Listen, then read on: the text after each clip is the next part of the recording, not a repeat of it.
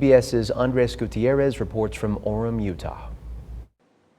Good morning, ladies and gentlemen. We got him. Authorities took this man, 22-year-old Tyler Robinson, into custody late Thursday. Sources tell CBS News Robinson's father saw the photos released by authorities and confronted his son. The father then reached out to a youth pastor close with the family who contacted the U.S. Marshals. Investigators interviewed a family member of Robinson who stated that Robinson had become more political in recent years. Investigators believe Robinson acted alone when he fired a single shot, piercing Kirk in the neck.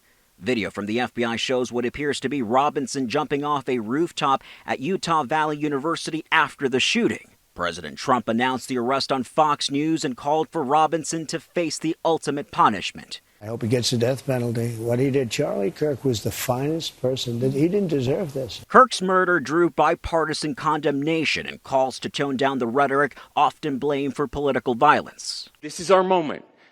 Do we escalate or do we find an off-ramp? Authorities did not speak to a motive, but say bullet casings recovered from the rifle believed to have been the murder weapon could shed light on Robinson's thinking. One was engraved with "Hey Fascist, Catch." Robinson is being held without bail. The Utah County Attorney's Office says it will file formal charges next week. Andres Gutierrez, 2 News, Nevada. And authorities also say they have messages with his roommate on the app Discord that discuss many of the pieces of evidence that have been recorded. Please stay with 2 News Nevada for continuing coverage of the aftermath of Charlie Kirk's shooting.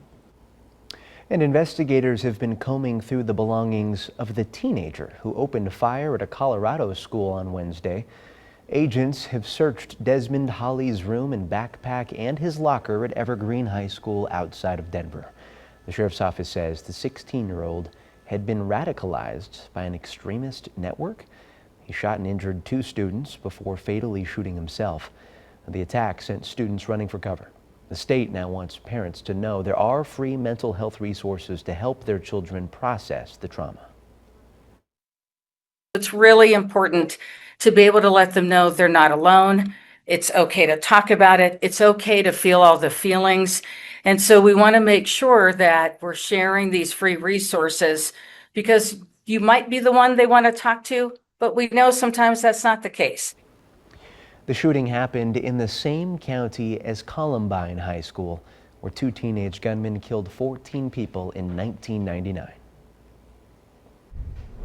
A man has been found guilty of attacking his elderly mother inside her home on New Year's Day. A jury convicted 35-year-old Sean Looney of domestic battery by strangulation of an older person. The charges stem from an attack in which Looney beat and strangled his 66-year-old mother after she let him into her house.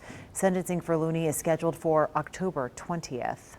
Douglas County deputies are requesting help finding this teenager wanted for probation violations on felony charges for attempted sexual assault and burglary. There's a nationwide warrant out for 18-year-old Michael Jacoboni. He was last seen in the Johnson Lane area of Minden and is currently considered a fugitive. If you see him, they say don't approach. Instead, call 911 immediately to report his location. The Douglas County Sheriff's Office reminds residents that tips can be provided anonymously through its website.